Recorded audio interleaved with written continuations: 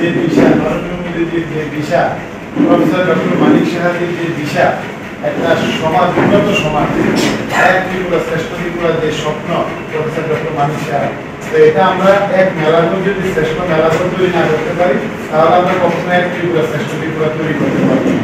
আজকে আমাদের এখানে আমি সংবর্ধনা দিয়েছেন ঠিক আপনারা, কিন্তু আমি বলবো আপনারা আমাদের উৎসাহিত করেছেন যেন এই সমাজের জন্য আপনাদের নিয়ে কাজটা আপনাদের করতে হবে, আর আমাদের থেকেও বেশি দায়িত্ব আপনাদের। আজকে যেমন বিভিন্ন জায়গায় আমরা একটা খবর পাই কোথায় থেকে, আপনারা যত সচেতন থাকবেন তত আমাদের আরো কাজটা আরো সহজ হয়ে যাবে।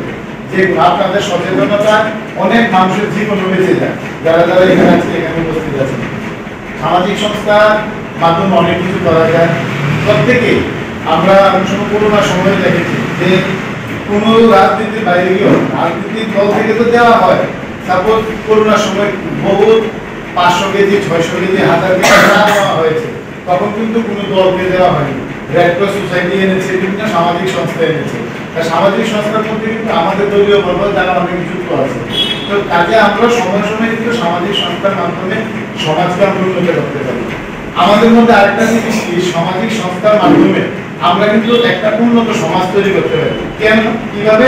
আমরা একটা সমাজে কিন্তু বিভিন্ন দল, বিভিন্ন জাতি, বিভিন্ন ধর্মের আমরা বসবাস করি, কিন্তু যখন আমরা এই সমাজের এই সামাজিক সংস্থাতে আসি, তখন কিন্তু আমরা এই সামাজিক সংস্থার একজন সদস্য হিসেবে আসি। কোনো একজন দলীয় কর্মী হিসেবে হয়তো আসি না, কোনো একজন ধর্মীয় ব্যক্তি হিসেবে আসি না। তখন আমাদের মধ্যে এই যে সমাজের যারা বিভিন্ন লোক আছে, আমাদের একটা ইউনিটি, এই সামাজিক সংস্থার মাধ্যমে আমাদের একটা ইউনিটি তৈরি হয়। কাজে এটা একটা এলাকার জন্য বিশাল বড় একটা